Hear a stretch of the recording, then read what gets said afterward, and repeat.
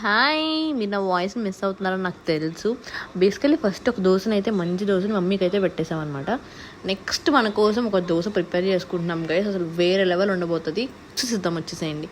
First అయితే బాగా pan heat అయ్యాక అలా గరిటతో పిండేసి తిప్పేసుకోండి. నువ్వు చూడొద్దు అదేంటో గైస్, ఫ్రెండ్స్ ముందు వాయిస్ ఓవర్ చేయగలను కానీ మమ్మీ ముందు చేయలేను, కొంచెం సిగ్గుగా ఉండిద్ది అనమాట.